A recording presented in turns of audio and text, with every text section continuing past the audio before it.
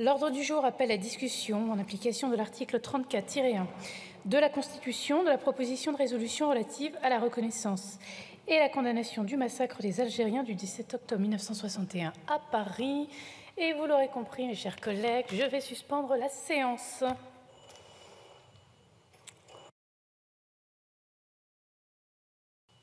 La séance est reprise. Madame la ministre, bonjour. Nous entamons la discussion générale et je cède donc la parole à Madame Sabrina Sebei pour le groupe écologiste.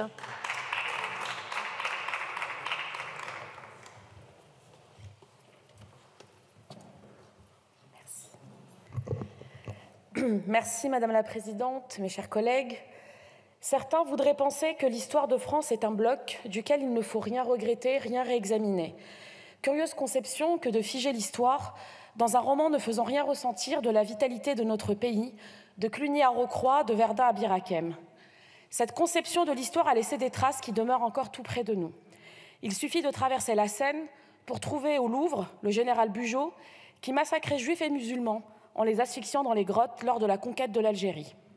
Encore plus près, juste derrière les Invalides, le maréchal Gallieni trône encore malgré les massacres à Madagascar. Il ne faut rien céder à ceux qui veulent réécrire l'histoire pour se racheter une vertu sur le dos des morts. Mes chers collègues, l'histoire n'est pas un bloc, c'est un ensemble. Et comme toute aventure humaine, elle a ses parts d'ombre et ses parts de lumière. L'histoire, ça n'est pas tu l'aimes ou tu la quittes. Dans un pays libre comme le nôtre, l'histoire est un objet de discussion, de dispute souvent, de critique toujours. Le roman national est une vision étriquée et diminuée de notre histoire, où l'on fait le choix de mettre l'accent sur quelques moments positifs en taisant ceux qui viendraient entacher cette vision. Il ne s'agit ici ni de réécrire l'histoire, ni de la découper en périodes que l'on jugerait acceptables. Il s'agit de définir le regard que nous voulons porter sur nous-mêmes en tant que dépositaires de ce passé. Il s'agit de faire nôtre les mots de Victor Hugo. Dites le vrai, ne me racontez pas un opprobre notoire comme on raconterait n'importe quelle histoire. Longtemps après la Seconde Guerre mondiale, on a voulu jeter un voile pudique sur cette part de notre histoire, sur les horreurs de l'occupation et de la participation française, active, méthodique, organisée de notre pays durant cette période par le gouvernement de Vichy. Combien d'années avant que l'État n'admette sa responsabilité dans la rafle du Veldiv? Il a fallu plus de 50 ans pour reconnaître ce crime d'État. Qu'il y ait eu ça ou là de belles âmes parmi les voisins, parmi les policiers n'y change rien. Cette rafle fut réalisée avec le concours de 9000 policiers et gendarmes français sur ordre du gouvernement et sous la responsabilité du secrétaire général de la police nationale, René Bousquet. À Bordeaux, c'est Maurice Papon qui était à la manœuvre pour déporter les Juifs. C'est ce même Maurice Papon que l'on retrouve préfet de police le 17 octobre 1961. Cette date continue de hanter beaucoup de familles, particulièrement dans ma circonscription. Il y a 60 ans, la ville de Nanterre ne ressemblait pas à celle que l'on connaît aujourd'hui. En poursuivant la longue avenue qui s'élance du pont de Neuilly, on trouvait plus de 10 000 habitants entassés dans les bidonvilles, aux conditions de vie extrêmement précaires. Le 17 octobre, une colonne d'environ 10 000 de ceux qui étaient appelés Français musulmans d'Algérie partent de la banlieue ouest et se dirigent vers la capitale. Quelles sont leurs revendications? Simplement protester contre un couvre-feu discriminatoire ne s'appliquant qu'à eux. La manifestation pacifique, qui rassemble entre 20 et 40 000 personnes, hommes, femmes et enfants, est réprimée dans une violence extrême. Certains participants sont jetés dans la Seine et environ 12 000 arrêtés et enfermés dans des centres de détention spécialement mis en place. Le 28 octobre, Bernard Tricot, alors conseiller du général de Gaulle pour les affaires algériennes, écrivait « Il y aurait 54 morts, ils auraient été noyés, les autres étranglés, d'autres encore abattus par balles. Ce qu'il faut bien qualifier de massacre ne connaîtra alors jamais de poursuite judiciaire. » Maurice Papon tient sa revanche sur le FLN, avec une police parisienne chauffée à blanc par la diffusion de fausses informations faisant état de plusieurs morts et blessés parmi les forces de l'ordre. Dès le 2 octobre, il lance ainsi « Pour un coup, nous en porterons 10 ». La préfecture de Paris, couverte par les autorités gaulliennes, s'est rapidement employée à dissimuler ce qui s'est révélé être la répression d'État la plus violente qu'ait jamais provoqué une manifestation de rue en Europe occidentale dans l'histoire contemporaine, selon les historiens britanniques Jim House et Neil McMaster. Dès le lendemain, la préfecture établit dans un communiqué un bilan de 3 morts lors, selon elle, d'affrontements entre manifestations algériens. Mais le travail de mémoire, lui, s'est poursuivi. On sait qu'au moins 120 Algériens ont été tués et les estimations de certains historiens portent même le bilan à plus de 200 morts. Dans la droite ligne de ce travail de mémoire qui doit nous guider, il s'agit pour nous de reconnaître et d'honorer dans la République les victimes innocentes du 17 octobre 1961 et leurs familles. Un soir d'automne, ces familles ont laissé leurs proches partir, avec un au revoir, avec un sourire, un fais attention à toi et parfois sans un mot. Elles nous ont vu ce soir un père là, un père, une mère ou un enfant sans savoir que c'était pour la dernière fois. Certains d'entre eux ne sont jamais revenus. Ces noms sont les oubliés de l'histoire de France, des victimes dont les proches n'ont jamais pu faire le deuil, restés à jamais sans nouvelles. Alors aujourd'hui, nous nous souvenons d'eux. Je vous remercie. Je vous remercie. Pour le groupe de la Gauche démocrate et républicaine, la parole est à Madame Soumia Bourouard.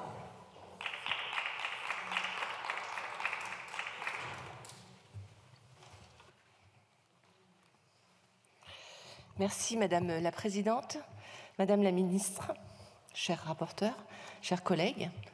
Le 17 octobre 1961 est un jour sombre pour notre République.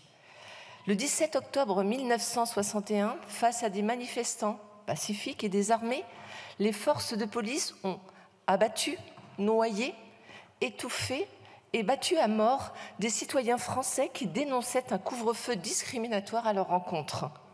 Sur le pont de Neuilly, place de l'Étoile, boulevard Saint-Michel, sur les grands boulevards, le préfet de police de l'époque, Maurice Papon, a délibérément organisé une répression sanglante contre les Français musulmans d'Algérie. Rien ne peut excuser un tel acte. Le 17 octobre 1961, des Français d'origine algérienne se rassemblent pour se rendre à la manifestation pacifique, vêtus de leurs plus beaux vêtements. Ils viennent des bidonvilles, de Nanterre et des quartiers populaires de régions parisiennes. Ils sont près de 40 000, femmes, hommes, à marcher vers Paris pour revendiquer leur liberté de se déplacer comme n'importe quel autre citoyen face à un couvre-feu injuste. À cette époque, dans notre pays, divisé par la guerre d'Algérie, il y a les citoyens français d'un côté et les Français musulmans d'Algérie de l'autre. Celles et ceux qui jouissent de tous leurs droits d'un côté, celles et ceux qui font l'objet de discriminations quotidiennes et sont victimes de ratonnades de l'autre. Le 17 octobre 1961, s'ils ne meurent pas sous les balles, noyés dans la Seine, ou tabassés par les forces de l'ordre, ces manifestants sont raflés par milliers. En quelques heures, plus de 12 000 personnes furent conduites dans des cars de police ou des bus de la RATP réquisitionnés à cet effet à l'ancien hôpital de Beaujon à Vincennes, dans la cour de la préfecture de police ou au stade Coubertin ou au parc des Expositions. De nombreux témoignages rapportent les actes de violence des forces de l'ordre dans ces centres de tri. La violence se déchaîne, elle est gratuite, délibérée, autorisée. Elle restera impunie. Durant des décennies, les autorités françaises ont cherché à dissimuler cet épisode de la guerre d'Algérie que nous pouvons légitimement qualifier de massacre.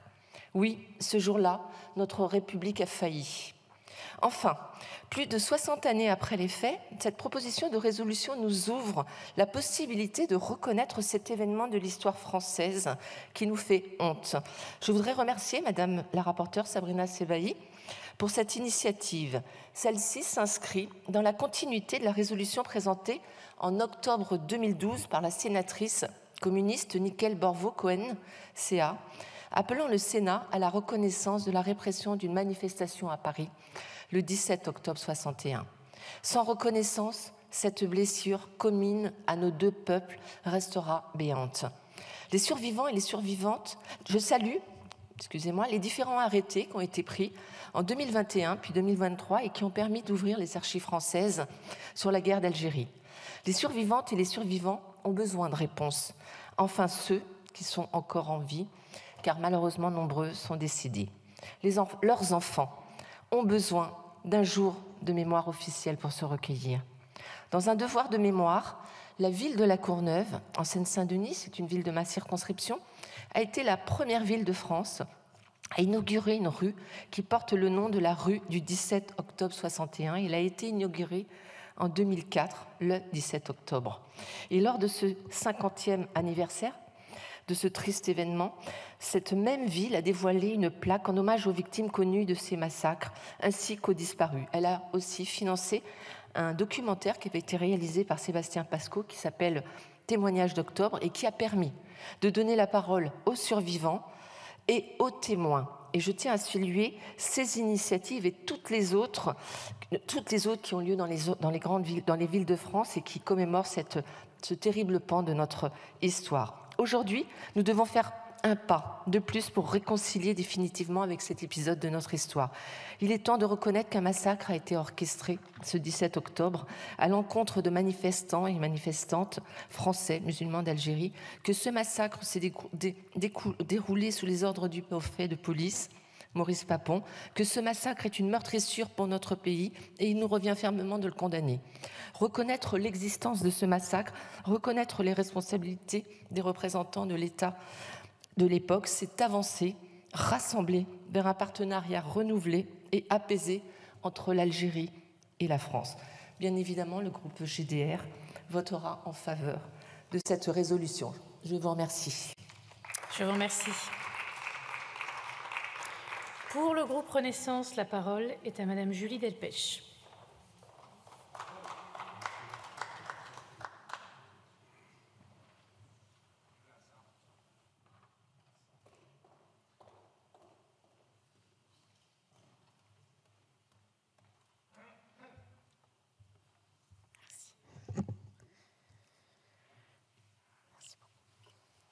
Madame la Présidente, Madame la Ministre, chers collègues, plus de 60 ans se sont écoulés depuis le massacre du 17 octobre 1961 et pourtant le souvenir de cette journée reste gravé dans notre mémoire collective.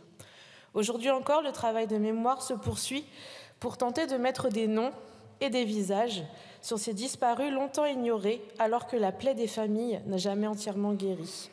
Le 17 octobre, rappelons-le, des milliers d'Algériens, dans un élan pacifique contre un couvre-feu discriminatoire, ont été brutalement réprimés. Des vies ont été fauchées, des familles endeuillées, et pourtant, pendant des décennies, un voile d'omission a tenté de couvrir l'ampleur de cette tragédie pour des centaines de familles, bien au-delà des 3 morts initialement reconnus par les autorités. Il aura fallu attendre des décennies pour que la vérité émerge grâce à la persévérance de ceux qui ont refusé l'oubli. Il aura fallu aussi du courage politique, notamment celui manifesté par notre collègue Philippe Guillemard. Sa détermination à veiller à ce que cette proposition de résolution ne soit pas oubliée mérite d'être saluée. Son engagement qui l'a amené à vérifier l'accessibilité des archives aux côtés de la députée Sébaï témoigne de la volonté de notre groupe de confronter l'histoire de notre pays, même dans ses pages les plus sombres. Cette initiative s'inscrit dans le sillage des actions audacieuses de réconciliation engagées par le président de la République. Le 16 octobre 2021, dans une démarche sans précédent sous la Ve République, le président s'est rendu au pont de Bezons pour une cérémonie de commémoration reconnaissant sans équivoque que les actes perpétrés sous l'égide de Maurice Papon étaient inexcusables pour la République. Dans cette perspective, cette résolution ne se veut pas seulement un acte de reconnaissance, et je tiens ici à rendre hommage aux victimes et à leurs familles. Elle ambitionne de tisser un lien entre nos mémoires et revisiter notre histoire commune avec l'Algérie sous le prisme de l'entente et de la coexistence harmonieuse promue par la déclaration d'Alger signée le 27 août 2022. À ce titre, la poursuite des travaux de la commission mixte franco-algérienne d'historiens instituée par cette déclaration est essentielle, tant elle permet d'entretenir une compréhension partagée et approfondie de notre histoire commune. En appelant à l'inscription d'une journée de commémoration du massacre à l'agenda des journées et des cérémonies officielles, cette résolution vient conforter les commémorations déjà organisées par plusieurs villes d'Île-de-France. Elle vise à accorder à cet événement longtemps occulté ou mal interprété la place distincte qu'elle mérite dans notre récit national. Chers collègues, chacun a vis-à-vis de cette histoire une déchirure personnelle, voire intime. Certains ici pourraient préférer une narration idéalisée de notre passé, une version déliée de toute zone d'ombre. Reconnaître la complexité de notre récit national est essentiel, car il est tissé à la fois de victoires et de périodes douloureuses. Passer sous silence ou idéaliser notre passé ne sert ni la vérité, ni notre engagement envers le peuple que nous représentons. En nous engageant dans cette voie, nous ne cherchons pas seulement à honorer la mémoire des victimes, nous aspirons à tisser un avenir commun, guidé par la compréhension mutuelle et le respect. Cette initiative trouve un écho tout particulier chez nos concitoyens binationaux qui incarnent le lien vivant de cette histoire commune. Pour eux, comme pour nous tous, reconnaître ces événements est une étape essentielle vers la réconciliation et l'édification d'une société unie. C'est dans cet esprit d'apaisement que notre groupe votera en faveur de cette résolution, non pour raviver d'anciennes douleurs, mais pour bâtir des ponts vers un avenir partagé entre les deux rives de la Méditerranée. Je vous remercie. Merci Madame Delpech. Pour le groupe Rassemblement national, la parole est à Monsieur Franck Giletti.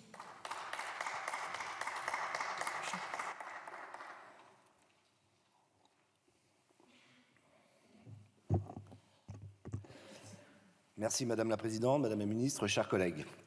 En me présentant devant cette tribune, c'est avant tout à mes parents que je pense.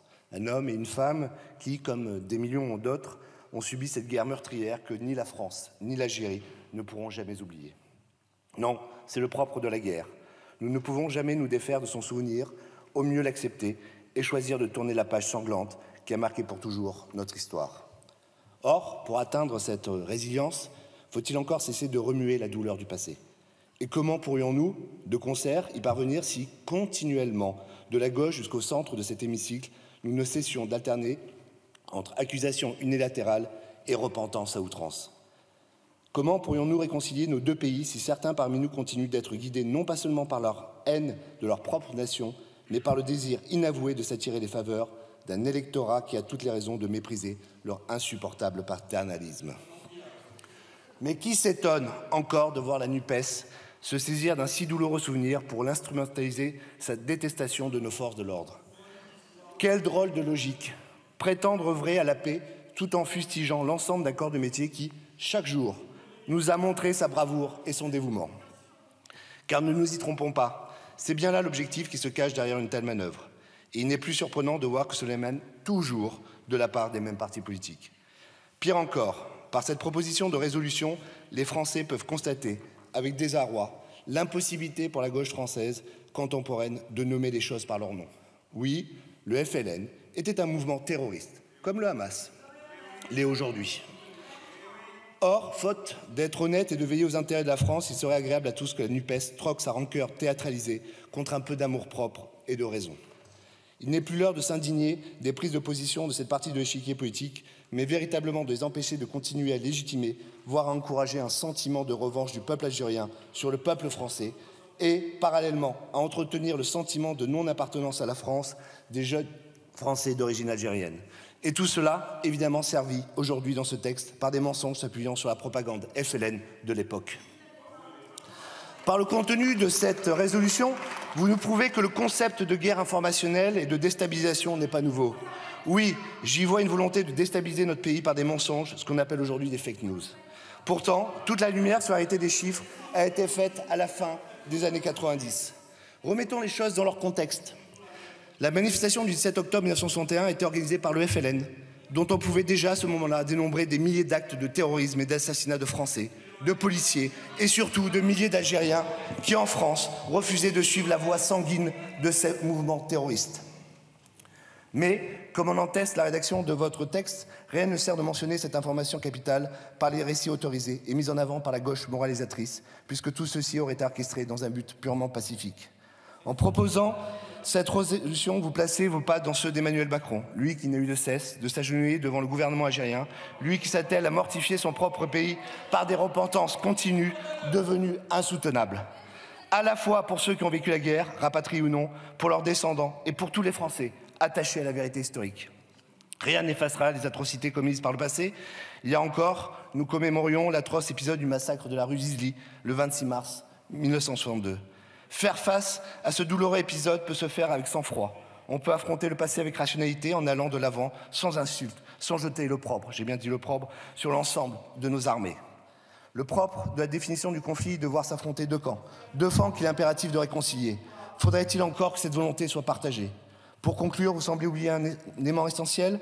Lorsque vous acharnez à défendre le caractère pacifique de cette manifestation du 17 octobre, coordonnée par, insistons sur les termes, un organisme terroriste, en effet, ce rassemblement était interdit et la police qui n'a fait qu'appliquer les ordres qui leur étaient donnés. De même, vous oubliez de souligner que beaucoup des Algériens participant à cette réunion y ont été contraints par les membres du FLN et que ces participants ont été appréhendés sans difficulté par les forces de l'ordre. Comme à l'accoutumée, votre fonds de commerce se résume à la mauvaise foi. Or, comme le disait Albert Camus, ce pied noir qui aimait l'Algérie, mal nommer les choses, c'est ajouter au malheur du monde. Pour ceux qui, ici, s'affichent fièrement aux côtés du drapeau du Hamas, sans doute que ça n'aurait pas posé de problème particulier. Mais pour les autres ici présents, nous ne pouvons décemment voter pour un texte qui s'inscrit dans une volonté de propager la haine parmi les Français et qui surtout se veut contre la France. Évidemment, le groupe Rassemblement National refuse de s'associer à une aussi grossière manœuvre politique et invite la NUPES à reprendre ses esprits. Je vous remercie.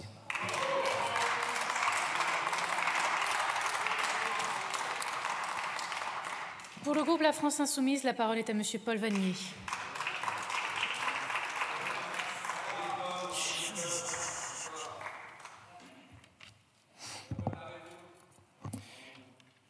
Ici, on noie les Algériens. La photographie du graffiti apparue sur les quais de Seine quelques jours après le massacre du 17 octobre 1961 ne sera publiée qu'un quart de siècle plus tard à la une du journal L'Humanité. Au crime a longtemps succédé le silence, le déni, la fabrique de l'oubli. Sans l'infatigable combat des militants, la mémoire du 17 octobre n'aurait pas refait surface. Grâce à eux et grâce au travail des historiens, aujourd'hui, nous savons. Le 17 octobre 1961, les Algériens vivant en métropole sont appelés à manifester pacifiquement contre le décret du 5 octobre instaurant un couvre-feu discriminatoire visant les Français musulmans d'Algérie. Aux quatre coins de la région parisienne, des cortèges se forment. La mobilisation est massive, entre 20 et 40 000 personnes. Dans la soirée, en quelques heures, près de 12 000 d'entre elles sont arrêtées. Beaucoup sont maltraités, certaines torturées et tuées. Tuées par balles, fusillées, tabassées, noyées. À Paris, à Besançon, Nanterre, Puteaux, Neuilly, à Courbevoie, Asnières, Clichy, à Argenteuil, Colombes, Saint-Denis, à Ivry, à Charenton, la police jette des Algériens à la Seine. Le nombre exact d'Algériens massacrés demeure inconnu. 3 morts, dira la police, des dizaines, peut-être des centaines, affirment aujourd'hui les historiens. L'ampleur du massacre s'explique par son contexte colonial. Engagée depuis 7 ans dans une guerre contre le peuple algérien en lutte pour son indépendance, la France de 1961 désigne comme terroristes ceux qui aspirent à leur liberté. La violence exaltée par la certitude de son impunité, l'atmosphère de chasse à l'homme raciste, l'implication directe de certains civils, tout renvoie ce soir du 17 octobre à Paris à la situation coloniale en Algérie. Le crime a ses coupables. Papon d'abord. Le préfet de police en poste a déjà organisé la déportation des Juifs de la région bordelaise entre 1942 et 1944, a déjà, lorsqu'il était secrétaire général de la résidence marocaine, appris des techniques de répression en contexte colonial. Ce 17 octobre 1961, Papon n'a pas préparé une opération de maintien de l'ordre, mais ce qu'il nomme lui-même un dispositif de guerre anti-subversive. Ces policiers sont donc des soldats. Quelques jours avant la manifestation, il leur déclare « Pour un coup reçu, nous en rendrons 10 », encourageant ainsi au déchaînement de la violence policière. Aussi avérée qu'elle soit, la culpabilité de Papon ne doit valoir exonération de l'ensemble des responsabilités. Le crime du 17 octobre n'est pas la bavure d'un chef, c'est le crime de l'institution policière. C'est la police, aux ordres de l'État, qui planifie rigoureusement la répression, qui mobilise ses hommes, qui prépare des stades, qui réquisitionne des bus en prévision d'une rafle gigantesque. C'est en uniforme que les policiers tabassent et tuent. Dès lors, le crime du 17 octobre 1961 doit être reconnu pour ce qu'il est, un crime d'État. Un crime dont les complicités se poursuivent jusqu'au gouvernement d'alors, où par le silence et la manœuvre, le ministre de l'Intérieur Roger Frey, le Premier ministre Michel Debré prolongent la violence physique de la répression par la violence symbolique du mensonge d'État. Il aura ainsi fallu plusieurs décennies de lutte pour commencer à rompre le silence. En 2012, le président Hollande déclare que la République reconnaît avec lucidité ses faits. Mais les survivants, associations, familles de victimes attendent mieux, la reconnaissance formelle de la responsabilité de l'État dans ce massacre, alors quand en 2021, sur le pont de Bezons, le président Macron évoque des crimes inexcusables pour la République, la déception l'emporte. En reconnaissant et en condamnant le massacre des Algériens, l'Assemblée nationale peut faire un pas supplémentaire. Nous appuyons cette démarche, mais elle n'est pas suffisante. Nous prenons aujourd'hui l'engagement, devant les associations et familles de victimes, d'aller au bout du travail politique et mémoriel pour que la France reconnaisse le massacre du 17 octobre 1961 comme un crime d'État et admette sa responsabilité dans l'ensemble des violences subies par les Algériens en France. La haine de l'autre, de l'immigré, de l'arabe, de l'algérien, du musulman ne se conjugue malheureusement pas au passé. Dans la France de 2024, des bancs de l'extrême droite, à certains de ceux de la minorité présidentielle, le déni des crimes du 17 octobre 1961 demeure vivant. Dans la France de 2024, le déni des crimes racistes, le déni des violences policières l'est tout autant. Ainsi, en reconnaissant le crime du 17 octobre 1961, nous rendons à ces victimes l'hommage qui leur est dû et nous affirmons devant les vivants que l'impunité prend toujours fin dès lors que le peuple français n'a pas renoncé aux principes qui le fondent, liberté, égalité, fraternité. Pour le groupe démocrate, la parole est à Monsieur Nicolas Turquois.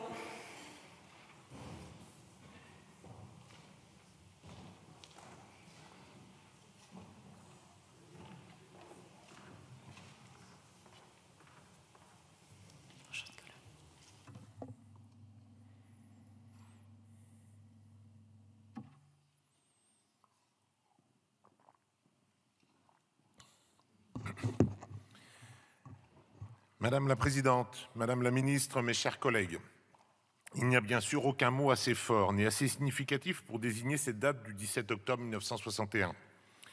Pour beaucoup d'entre nous, il s'agit d'un chapitre de notre histoire commune avec l'Algérie. Mais pour beaucoup de nos compatriotes et de nos amis algériens, il s'agit d'un souvenir dans une mémoire vive, d'une date sanglante qui nous lie dans la violence. On ne peut juger un événement historique pour le comprendre et le dénoncer sans tenir compte d'un contexte. Celui d'une guerre qui, pendant bien trop longtemps, n'a pas voulu dire son nom.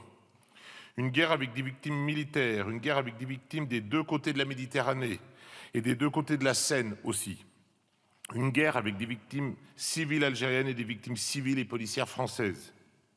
Nous connaissons la succession de drames, de tragédies et de conflits qui ont ponctué une des pages à écrire les plus difficiles et douloureuses pour nos deux nations. Depuis l'indépendance de l'Algérie, nos deux pays n'ont pas toujours réussi à regarder leur histoire en face, entre périodes de rapprochement et de tension, entre malentendus et retrouvailles, entre vérité et réconciliation. Ce travail de mémoire, nous devons pourtant le faire pour nos deux pays, pour les millions de personnes qui ont souffert de cette guerre, mais aussi pour toutes celles et ceux qui, aujourd'hui, sont des citoyens de nos deux nations. Ce travail de compréhension de notre histoire commune, on le retrouve aujourd'hui dans le rapport de Benjamin Stora, remis en 2021 au président de la République. Le mensonge et les dissimulations sont finalement les plus grandes sources de tension aujourd'hui. Il a fallu de nombreuses années pour que la vérité éclate sur le 17 octobre et que les élus de notre nation reconnaissent les faits à travers notamment des commémorations. Le chemin de la reconnaissance a débuté en 1991 à l'occasion des 30 ans de cet événement avec la publication de La bataille de Paris, 17 octobre 1961 de Jean-Luc Einaudi. Le procès Papon de 1997 réactivera ensuite définitivement la mémoire de cette répression. En 2012, pour le 51e anniversaire de l'événement, le président François Hollande reconnaît la sanglante répression et affirme que la République reconnaît avec lucidité ces faits. Le président de la République, Emmanuel Macron, le 18 octobre 2021, poursuit ensuite cette reconnaissance et rend hommage aux victimes en pointant des crimes inexcusables pour la République, commis sous l'autorité de Maurice Papon. Il désigne des responsabilités clairement établies que la France regarde avec lucidité. En parallèle, l'hommage aux victimes s'est matérialisé en 2001 par l'apposition d'une plaque par la mairie de Paris, ainsi que par une stèle en acier en 2019. De nombreuses communes ont marqué cet hommage par des dénominations dans l'espace public ou des appositions de plaques commémoratives.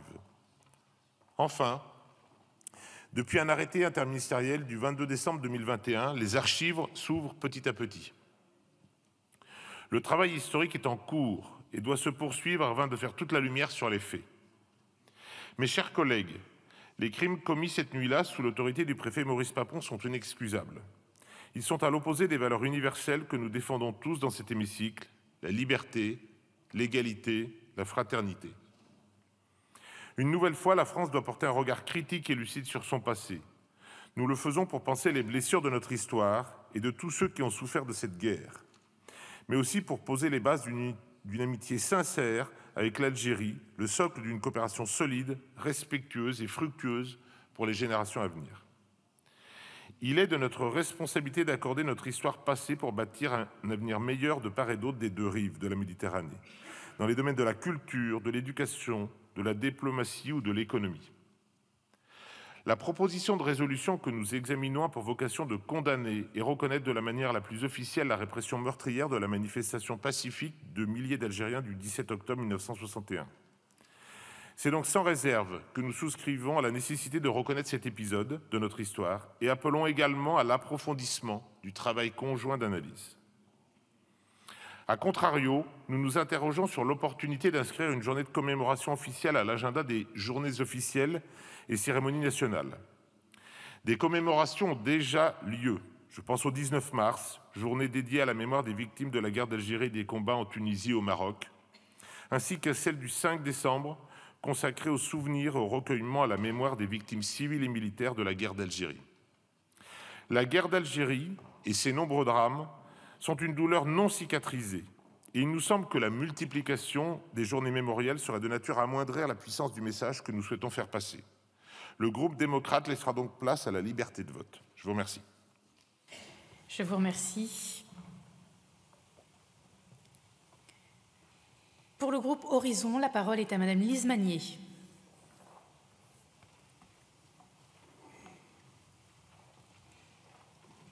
Merci Madame la Présidente, Madame la Ministre, mes chers collègues. 17 octobre 1961, ils sont entre 20 et 40 000. 20 et 40 000 hommes, femmes et enfants, algériens de France, à se mobiliser pacifiquement pour soutenir l'indépendance de leur pays natal. Mais leur mobilisation est aussi une réponse au couvre-feu discriminatoire décidé quelques jours plus tôt. Face à eux, 10 000 policiers mobilisés pour contrôler notamment les sorties de métro et les points de rassemblement prévus. Les témoignages recueillis des Algériens de France, mais également des journalistes et des policiers, de ce qui se déroulera ce soir-là, sont terrifiants et les photos prises attestent d'agissements intolérables. Les forces de l'ordre procèdent à des rafles gigantesques, puisque la préfecture de police annoncera 11 500 personnes arrêtées en quelques heures. Un massacre devant le cinéma Rex laissera des cadavres empilés dans le secteur Bonne Nouvelle. Un policier confirmera plusieurs années plus tard le déchaînement de violence. Je le cite. « Notre patron, l'officier qui commandait, était prêt à couvrir tout ce qui devait être couvert. Il n'y avait pas de raison de se retenir. On montait dans les étages pour mieux voir et on tirait sur tout ce qui bougeait. C'était l'horreur. Pendant 2 heures, ça a été une chasse à l'homme, véritablement terrible, terrible, terrible. » Et dans un langage ponctué d'insultes racistes envers les manifestants, ce policier détaille la violence déchaînée ce jour-là et admet la haine qui conduit à tuer. Insultes, humiliations, coups, tirs, rafales de mitraillettes, des centaines de personnes fouillées, insultées, matraquées, raflées, photographiées et fichées comme terroristes, parquées pendant 1 semaine, et des dizaines de victimes entassées ou jetées dans la Seine, autant de témoignages de faits glaçants. Et depuis 6 décennies, des témoins de l'époque, des militants et des historiens ont cherché à faire la lumière sur ce drame. Car il ne s'agit pas d'un événement comme les autres, il ne s'agit pas de l'histoire des seuls Algériens de France, mais bien de l'histoire de France. La seule question du bilan de cette tragique nuit de haine n'est toujours pas tranchée. Dans les jours suivant l'événement, les autorités admettent un bilan officiel de 7 morts et 40 blessés. Mais au fil de plusieurs enquêtes menées et des rapports rendus au gouvernement, le bilan s'alourdit, portant ce décompte à 32 victimes en 1998, puis à 48, pour atteindre vraisemblablement plus d'1 centaine. Et au-delà des chiffres, c'est évidemment la reconnaissance des crimes et de la haine qui compte. Et c'est bien tout le sens des mots du président de la République, Emmanuel Macron, qui a dénoncé crimes inexcusables pour la République commis sous l'autorité du préfet de l'époque, Maurice Papon. Oui, notre nation doit contempler toute son histoire avec lucidité. Elle le doit à la mémoire des victimes, elle le doit aussi à sa jeunesse, afin que son avenir ne soit pas enfermé dans des conflits de mémoire. C'est pourquoi je voudrais saluer, au nom du groupe Horizon et Apparentés, évidemment les victimes et leurs familles, et saluer également le travail transpartisan qui a permis d'aboutir à la version actuelle de cette proposition de résolution, car le texte proposé aujourd'hui est certainement proche du consensus historique. Mais cependant, ce travail historique doit continuer, car la connaissance doit toujours précéder la reconnaissance. D'ailleurs, cette proposition de résolution appelle le gouvernement à travailler avec les autorités algériennes pour appréhender leur histoire commune. Et vous le savez, mes chers collègues, cela est fait avec la création d'une commission mixte d'historiens français et algériens qui s'est réunie déjà à plusieurs reprises, mais dont les conclusions définitives n'ont pas encore été rendues. Or, nous avons besoin de faits historiquement établis et validés, car c'est la seule garantie d'aboutir à une mémoire effectivement partagée. Sans nier la violence extrême de cette tragique soirée et le besoin de reconnaissance des familles et victimes, nous sommes convaincus qu'il revient d'abord aux historiens de déterminer les faits et les responsabilités pour qu'ensuite nous puissions les qualifier. En conséquence, les députés du groupe Horizon et Apparentés seront libres de leur vote sur cette proposition de résolution. Je vous remercie. Je vous remercie. Dernière oratrice de la discussion générale, Madame Fathia Kelouachi pour le groupe socialiste.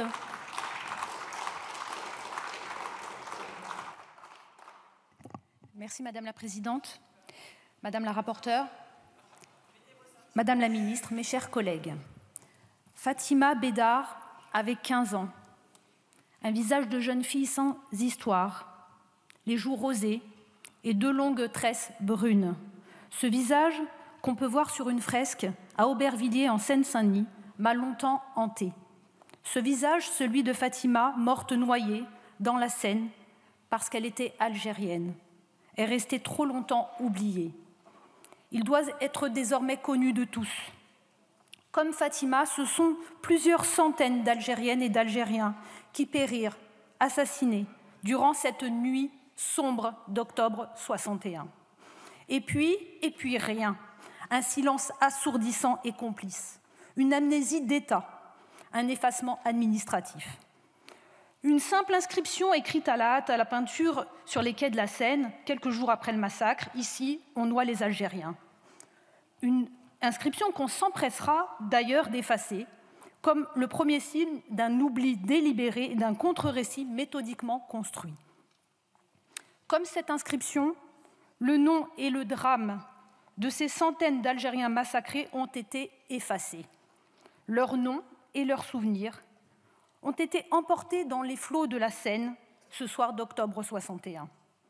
Pourtant, comme les corps sans vie de cette centaine d'innocents, leur histoire, une histoire bien française, a fini par remonter à la surface, malgré les tentatives d'étouffement de ce crime d'État. Et c'est pour dire cette vérité que nous sommes réunis aujourd'hui ici, grâce au travail acharné de ma chère collègue Sabrina Sebahi, que je tiens ici à remercier chaleureusement.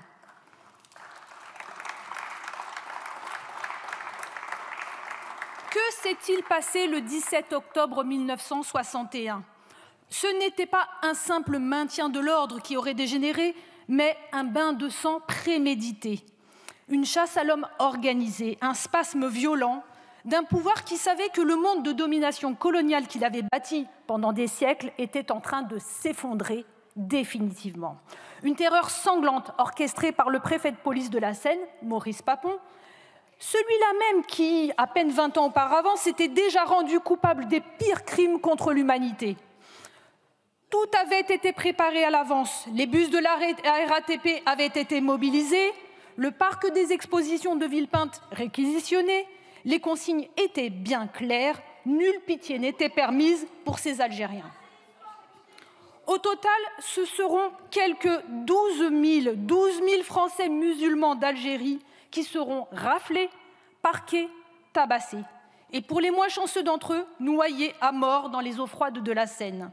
Le 17 octobre 61, c'est donc l'histoire d'un crime d'État. Pas celle de débordements policiers individuels, ni même d'une action autonome de la préfecture de police, mais celle d'un crime colonial. Cette histoire, c'est aussi celle d'un mensonge d'État, celle d'une dissimulation politique et médiatique, d'un effacement judiciaire, celle du travail des historiens empêché. Dès le lendemain du massacre, le contre-récit officiel s'organise. Matignon, l'Élysée, le ministère de l'Intérieur s'appliquent à créditer une thèse officielle mensongère qui sera ébranlée uniquement pour la première fois 30 ans après. Bien sûr, parler du 17 octobre 61, ce n'est pas parler d'un événement isolé de l'histoire, d'un drame ponctuel. C'est enfin commencer à briser le tabou d'un système colonial, de ses abus, de ses non-dits, de ses crimes, de cette colonisation que Frantz Fanon disait qu'elle était la négation systématisée de l'autre, une décision forcenée de refuser à l'autre tout attribut d'humanité. Parmi celles et ceux qui ont vécu ce drame, certains nous écoutent ici même aujourd'hui, dans les tribunes de cet hémicycle. Et oui, il faut leur rendre hommage parce qu'ils ne crient pas, ils ne disent rien.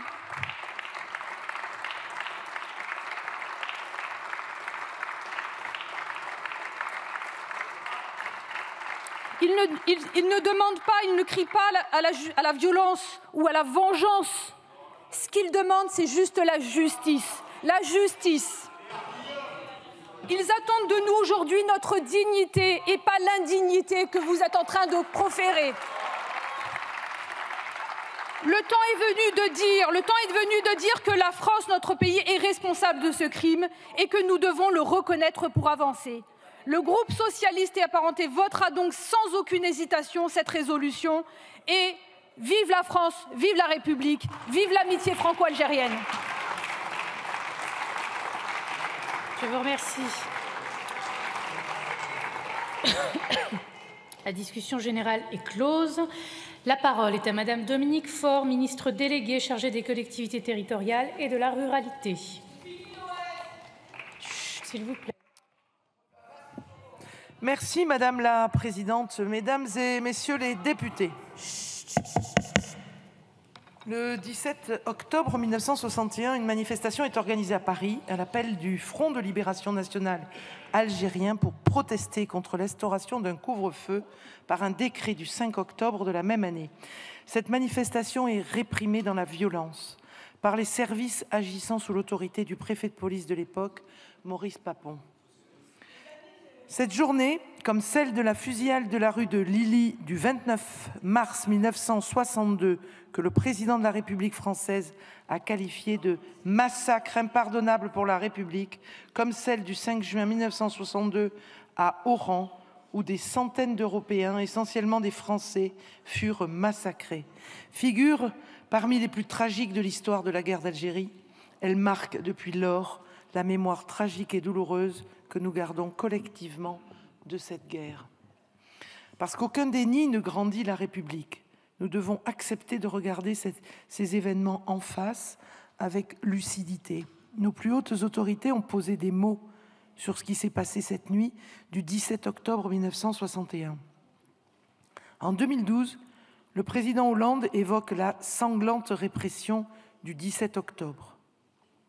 Le 17 octobre 2021, 60 ans après, le président de la République, Emmanuel Macron, observe une minute de silence sur le pont de Bezons à la mémoire des victimes des crimes inexcusables pour la République alors commis sous l'autorité de Maurice Papon. Nous comprenons donc l'intention qui vous pousse à déposer aujourd'hui cette proposition de résolution. Revenons un instant, si vous le permettez, sur ce qui se passe concrètement ce jour-là. Je crois revenir et répéter les faits nous aide d'année en année à affronter la réalité de ce que furent ces moments tragiques de notre histoire nationale. Le 5 octobre 1961, un couvre-feu est imposé aux Français musulmans d'Algérie, leur interdisant de circuler dans les rues de Paris et de la banlieue parisienne entre 20h30 et 5h30 du matin. C'était le 5 octobre.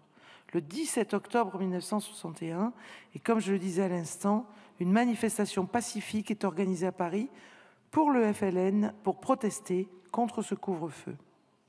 Dans la soirée, plus de 25 000 hommes, femmes et enfants se rassemblent pour participer à cette manifestation.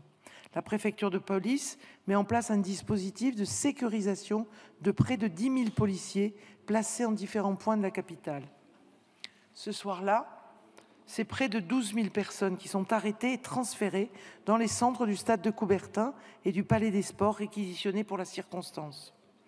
Outre de nombreux blessés, plusieurs dizaines d'entre elles furent tuées, leurs corps jetés dans la Seine.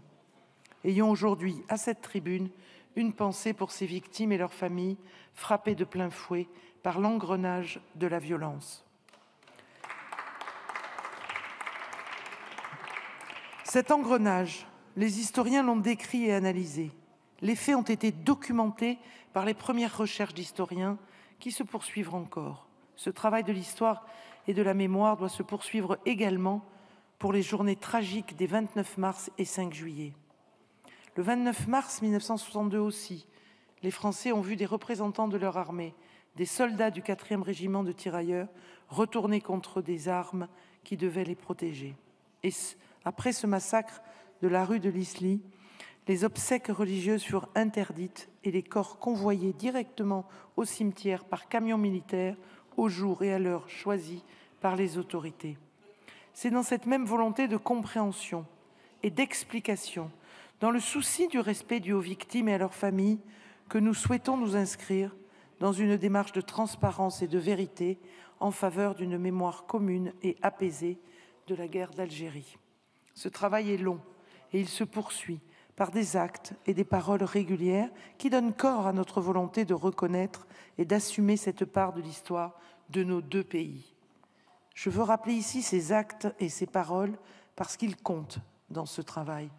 En les répétant régulièrement, nous en faisons des traces qui signifient aux victimes, à leurs proches, aux générations futures que nous reconnaissons. Ces traces, les voilà. Dès 2001, une stèle est apposée par le maire de Paris sur le pont Saint-Michel. En 2012, le président de la République, François Hollande, déclare pour la première fois que la République reconnaît avec lucidité les faits et rend hommage aux victimes. Depuis 2017, le président de la République a témoigné à de nombreuses reprises sa volonté de travailler à la pacification des mémoires de la guerre d'Algérie.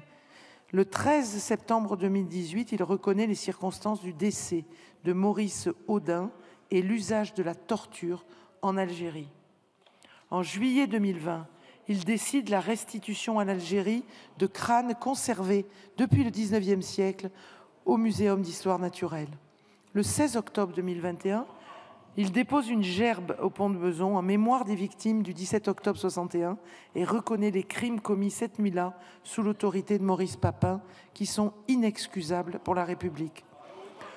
Au cours de l'année 2022, en janvier, il s'adresse aux rapatriés, rappelle le massacre d'Oran du 5 juillet 62 et qualifie de massacre impardonnable pour la République la fusillade de la rue de l'Isly. Il rend hommage aux 9 victimes de la répression de la manifestation pour la paix et l'indépendance de l'Algérie. Il préside une cérémonie d'hommage aux combattants ayant pris part à la guerre. Il a également demandé pardon à la communauté des Harkis en raison du sort cruel qui leur a été réservé à la fin de la guerre d'Algérie. Je crois que nous avons donc démontré avec constance notre souhait de ne rien éluder de l'histoire et d'en regarder toutes les facettes avec la même lucidité et la même volonté d'apaiser. Nous avons considéré que pour que la réconciliation des mémoires puisse s'opérer, il importait que les hommages puissent être rendus à chacun. C'est ce que nous avons fait aussi pour les victimes du 17 octobre 61. Nous avons également, comme le souhaite la présente proposition de résolution, créé les conditions d'un travail conjoint de nos deux pays sur l'histoire et la mémoire de cette guerre. Suivant une recommandation du rapport de Benjamin Stora, le président de la République Emmanuel Macron et son homologue algérien ont décidé la création d'une commission mixte indépendante d'historiens français et algériens chargée d'étudier les archives algériennes et françaises portant sur la période coloniale et la guerre d'Algérie. Ces travaux ont débuté le 19 avril 2023. Elle les organise conformément à la volonté initiale de nos deux pays de lui laisser le temps de travailler en profondeur. Elle s'est depuis réunie à 4 reprises déjà, en France ou en Algérie. Les historiens font donc leur travail d'analyse des archives et des faits qu'elle relate pour nous livrer peu à peu une histoire partagée de la guerre en général et une histoire du 17 octobre 61 en particulier. Beaucoup reste à faire pour écrire cette histoire, mais c'est à mon sens la seule façon de bâtir une réconciliation sincère et durable. Je pense important de laisser l'histoire faire ce travail avant d'envisager une nouvelle journée commémorative spécifique pour les victimes du 17 octobre 61. Nous disposons déjà, comme vous le savez, de 3 dates pour commémorer ce qui s'est passé pendant la guerre d'Algérie. La date du 5 décembre, journée nationale aux morts pour la France pendant la guerre d'Algérie. La date du 19 mars, journée nationale du souvenir et du recueillement à la mémoire des victimes civiles et militaires de la guerre d'Algérie et des combats en Tunisie et au Maroc. Et depuis 2022, la 3e date, la date du 18 octobre, qui renvoie à la loi du 18 octobre 1999, qui a posé définitivement le mot de guerre sur le conflit algérien. Je n'ignore pas que ces dates n'apportent pas toujours le baume nécessaire à toutes les victimes de la guerre qui aspirent naturellement à être honorées en un jour particulier. Je crois néanmoins que la réconciliation des mémoires passe aussi avant tout par leur rassemblement. Honorer ensemble tous nos morts, quel que soit le jour, a pour moi une valeur et une puissance de symbole extrêmement forte. Pensons ensemble le même jour, réunis dans nos lieux de mémoire, à toutes les victimes de la guerre d'Algérie, qu'elles soient civiles ou qu'elles soient militaires. Adressons-leur au même moment le témoignage de la conscience et de la reconnaissance de ce qu'elles ont subi. Je vous remercie. Merci Madame la Ministre. Et je vous informe que nous aurons un scrutin public sur le vote de l'ensemble de la proposition de résolution à la demande du groupe écologiste. Je suis saisie de quelques explications de vote. La parole est à Monsieur Jean-François Rousset pour le groupe Renaissance.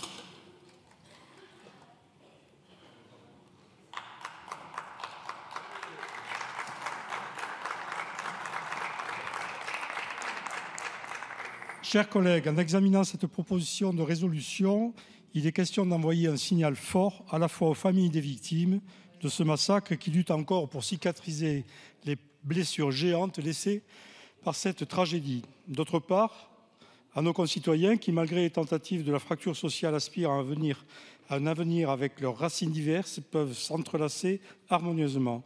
Notre groupe soutiendra donc cet appel à la réconciliation mémorielle. Je vous remercie. Je vous remercie. Pour le groupe La France Insoumise, la parole est à Monsieur Bastien Lachaud.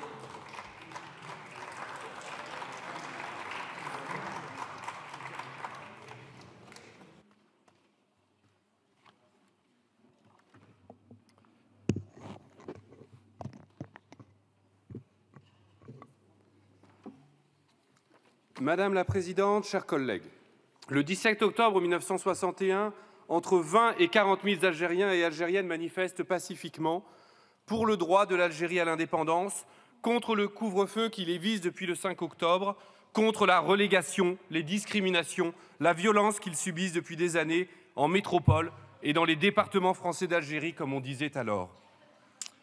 La police, sous les ordres du préfet Maurice Papon, déchaîne une répression sauvage. 14 000 manifestants sont arrêtés, maltraités. Des dizaines, peut-être des centaines sont arrêtés, torturés, assassinés. Le nombre exact des victimes demeure encore aujourd'hui inconnu. Les cadavres sont retrouvés dans la Seine pendant des jours. C'est le 31 octobre 1961 que le corps de Fatima Bédar est retrouvé dans les eaux du canal Saint-Denis à Aubervilliers. Elle avait 15 ans. Lorsque le père de Fatima Bédar se rend au commissariat pour signaler sa disparition, il est reçu par des insultes, des bousculades, des coups. Lorsqu'on le convoque le 31 pour identifier le corps de sa fille, les policiers concluent à un suicide. La violence du silence, du mépris, imposé à un père, travailleur algérien qui avait combattu pour la France en 1940, puis participé à toutes les campagnes de la libération, Italie, Provence, Alsace, jusqu'en Allemagne. Un père, travailleur installé en métropole en 1946 pour reconstruire le pays. Parce qu'en effet, dès le lendemain des faits, une seconde violence s'installe symbolique, mais tout aussi cinglante, tout aussi inhumaine, celle du déni et du mensonge d'État. Le pouvoir impose la censure. La grande majorité de la presse reprend le discours officiel empreint de racisme. Ils taisent le nombre de victimes, rendent les manifestants coupables. La loi du silence s'installe pour longtemps autour des crimes de la nuit du 17 octobre. Il a fallu une lutte longue de plusieurs décennies pour rompre ce silence, pour contraindre la République à commencer à reconnaître ce crime, par la voix du président Hollande en 2012, puis celle du président Macron en 2021. Cette reconnaissance arrachée, c'est la victoire des descendants des victimes, des militants des associations anticoloniaux, antiracistes, des historiens engagés aussi. Mais cette reconnaissance demeure toujours incomplète. Car 63 ans après les faits, le combat n'est pas encore achevé. Il faut la classification complète des archives pour que toute la vérité soit encore faite sur la responsabilité exacte du pouvoir politique de l'époque, pour que l'on cesse de faire comme si le préfet Papon avait agi seul, pour que l'on dise enfin que le massacre du 17 octobre 1961 fut le crime de tout un pouvoir, un crime colonialiste, un crime raciste, un crime d'État. Commémorer le 17 octobre 1961, c'est un geste de justice, s'acquitter d'une dette envers les victimes dont les souffrances, la mort, les noms même ont été occultés, envers leurs familles, leurs descendants, leurs proches, auxquels notre pays s'est trop longtemps refusé à demander pardon. Commémorer le 17 octobre 1961, c'est un geste de vérité. Lire à livre ouvert les pages de l'histoire de notre pays, toutes, y compris les pages sombres, celles des crimes, et plus largement celles du passé colonial qui fut tout entier une tache dans notre histoire. Commémorer le 17 octobre 1961, c'est enfin un geste de civisme, c'est retenir les avertissements et tirer les leçons du passé. Le 17 octobre 1961 nous dit beaucoup sur ce que nous a légué la colonisation et qui marque encore aujourd'hui notre société. Racisme, inégalité sociale, discrimination territoriale, violence policière. Nos concitoyennes et concitoyens issus de l'immigration, habitants des quartiers et des villes populaires, sont toujours pris pour cible, en raison de leur origine, de leur religion. Des manifestations sont toujours interdites. Des hommes et des femmes sont toujours frappés par une police qui tolère en son sein la violence et le racisme. L'époque a changé, mais les maux du passé sont encore, pour une large part, ceux du présent. Le 17 octobre 1961, c'est cet héritage sombre qu'il nous faut regarder en face et comprendre pour mieux œuvrer à le solder, pour cultiver et faire grandir la fraternité entre nos deux peuples, français et algériens, que tant de choses unissent, pour bâtir enfin une France harmonieuse pour toutes et tous, une République réellement fidèle à ses principes, liberté, égalité, fraternité. Je vous remercie. Pour le groupe socialiste et apparenté, la parole est à Madame Fathia Keloua Hachi. Merci Madame la Présidente. Mes chers collègues, le temps est venu de mettre fin à ces mensonges, à ces non-dits qui minent la société française, une société post-coloniale qui n'a pas fait le travail nécessaire sur son histoire coloniale, aussi honteuse soit-elle. Alors que certains nous disent qu'il faut tourner la page, nous leur répondons, comment pourrions-nous tourner une page qui n'a pas été écrite? En votant cette résolution, nous décidons justement enfin d'écrire dans notre mémoire collective un épisode qu'on a voulu étouffer. En votant, nous franchissons un pas supplémentaire pour mettre fin aux non-dits sur cette histoire coloniale qui empoisonne les débats sur l'identité et le roman national. Ces non-dits dont se délecte l'extrême droite et les partisans de la haine qui les instrumentalisent pour fracturer davantage notre société. Après le vote de cette résolution, s'il vous plaît, la bataille des mots. Ça suffit. Ça suffit, chers collègues. Compte tenu de la gravité du sujet, j'espère que ce que vous venez de dire sera noté au procès-verbal. Après le vote de cette résolution, la bataille va continuer, la bataille des mots, la bataille des chiffres aussi. Mais dès demain, il faudra se remettre au travail et ne plus entraver le travail des historiens et des associations. En tout cas, c'est ce que nous souhaitons. Enfin, Je pense à toutes celles et à tous ceux qui aujourd'hui seront soulagés de voir enfin la mort de ces innocents inscrite dans notre mémoire collective et de voir enfin la responsabilité de l'État reconnue. Je pense aussi à toutes celles et à tous ceux dont la violence de la colonisation est une partie de leur histoire. C'est aussi pour eux que nous devons écrire cette nouvelle page. Parler sans tabou du passé, sans occulter le présent et l'avenir, voilà le chemin qui nous reste à parcourir. Et c'est pourquoi, bien sûr, le groupe socialiste et apparenté votera cette résolution. Je vous remercie. Pour le groupe écologiste, la parole est à Madame Sabrina Sebaï.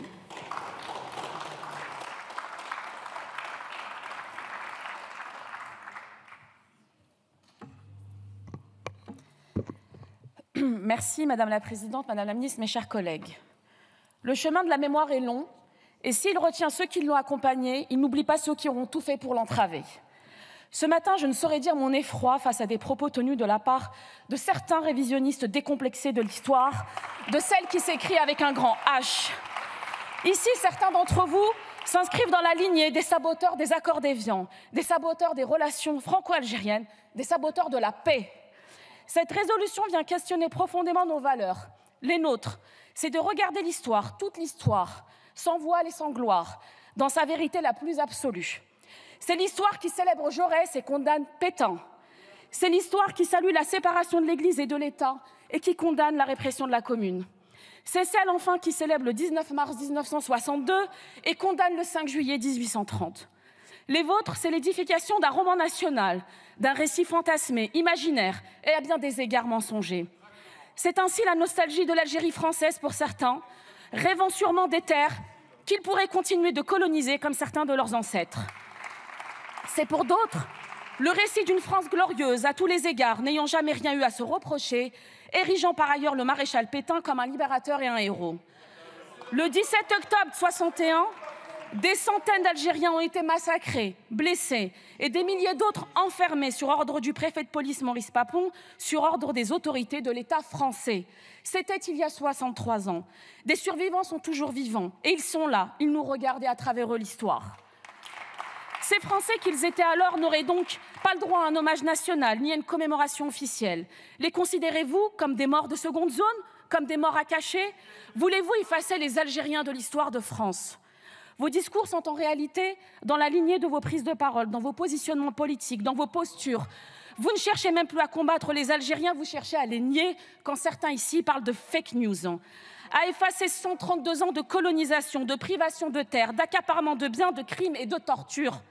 Pire, vous préférez y glorifier des organisations telles que l'OAS, responsables de près de 3000 morts et de tentatives d'assassinat contre De Gaulle. Drôle de fierté. L'histoire, mes chers collègues, elle continuera de s'écrire, elle continuera de se transmettre. Et si ce n'est pas avec vous, eh bien ça sera contre vous.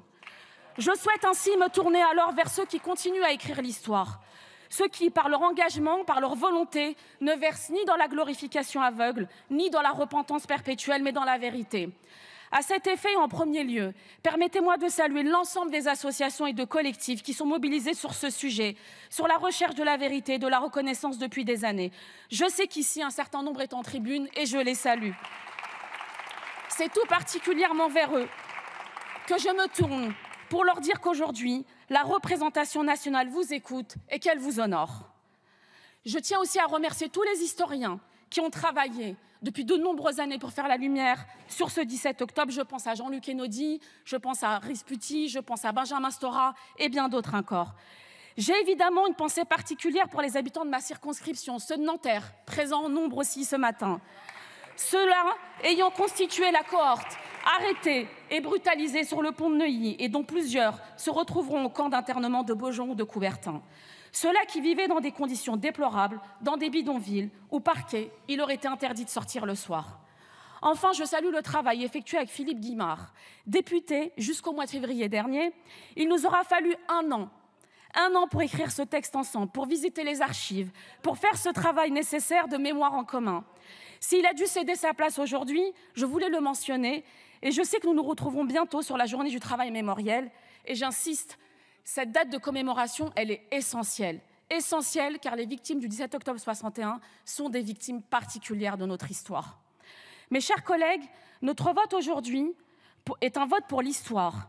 Il représente la première étape, je l'espère et je le souhaite, et on continuera le travail, pour la reconnaissance de ce crime colonial, pour la reconnaissance de ce crime d'État. Il ne réparera pas à lui seul et ne fera pas l'ultime vérité. Il contribuera à marquer le 28 mars 2024 comme une journée historique où la France ne s'est pas défilée, où, fière de son histoire et lucide sur son passé, la France se sera tenue debout pour la mémoire, pour les victimes et pour l'histoire. Je vous remercie. Je vous remercie. La parole est à Madame Elsa Fossillon pour le groupe GDR. Merci Madame la Présidente. C'est avec une certaine émotion que mon groupe va voter en faveur de ce texte qui reconnaît et condamne le massacre des Algériens le 17 octobre 1961. Une certaine aussi, oui je dis émotion, et il y a l'idée aussi pour nous que cette reconnaissance, elle fasse face à ce crime qui était un crime raciste, un crime colonial, et dont nous voyons la nécessité par plusieurs aspects, à la fois parce qu'il y avait besoin pour les victimes et les familles de victimes de reconnaître ce crime, mais quand on entend aussi le Rassemblement national en face de nous, nostalgique de l'Algérie française, qui ne cesse de dérouler un racisme décomplexé, rance, xénophobe, cette reconnaissance aussi, elle participe, je crois, de faire face à ce racisme décomplexé qu'ils veulent pouvoir faire valoir aujourd'hui dans toute notre nation. Le 17 octobre 1961, c'est l'histoire d'une manifestation pacifique qui a été réprimée dans le sang. Le 17 octobre 1961, c'est l'histoire d'un massacre d'État, c'est l'histoire d'un massacre raciste, c'est l'histoire d'un massacre colonial. Notre nation doit faire face à cela. Notre nation devait reconnaître, et permettez-moi de le dire, Madame la Ministre, aurait dû reconnaître depuis fort longtemps ce massacre et le condamner. Et je crois que l'attente, la si longue attente, le travail fait par les associations, les familles de victimes, nous pousse aujourd'hui justement à avoir une journée de commémoration qui reconnaisse pleinement et qui permettent de faire œuvre utile aussi pour les générations à venir. C'est le souhait, en tout cas, des députés communistes qui œuvrent depuis longtemps pour cette reconnaissance. Et je veux vraiment remercier Sabrina Sebaï du groupe écologiste d'avoir permis et d'avoir bataillé pour l'inscription de ce texte aujourd'hui. C'est un beau prolongement du travail effectué par de nombreux députés, par de nombreux parlementaires de gauche. Donc vraiment pour nous, je vous le redis, c'est avec émotion et aussi l'idée que le combat n'est pas complètement terminé. Il nous faut permettre aux historiens de pouvoir continuer leur travail. Et donc, oui, la déclassification complète des archives est, à mon avis, encore devant nous et nous allons y œuvrer. La journée de commémoration pleine et entière, nous y participons, nous, parlementaires, depuis longtemps. Moi, j'ai la chance, dans ma circonscription, d'avoir des maires qui font de cette journée une journée importante. Et évidemment, dans une circonscription où les villes de Gennevilliers et de Colombes ont vu tant de morts au pont de Bezons ou au pont de Neuilly, permettez-moi d'avoir une pensée aussi pour les morts de ma circonscription et pour les familles de victimes. Merci. Je n'ai plus d'explication de vote. Je vais donc mettre aux voix par scrutin public la proposition de résolution. Si chacun est à sa place, le scrutin est ouvert.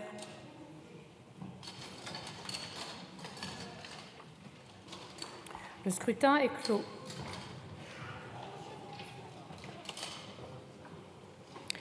Voici les résultats. Votant 82. Exprimé 78, majorité 40. Pour 67, contre 11. L'Assemblée nationale a adopté.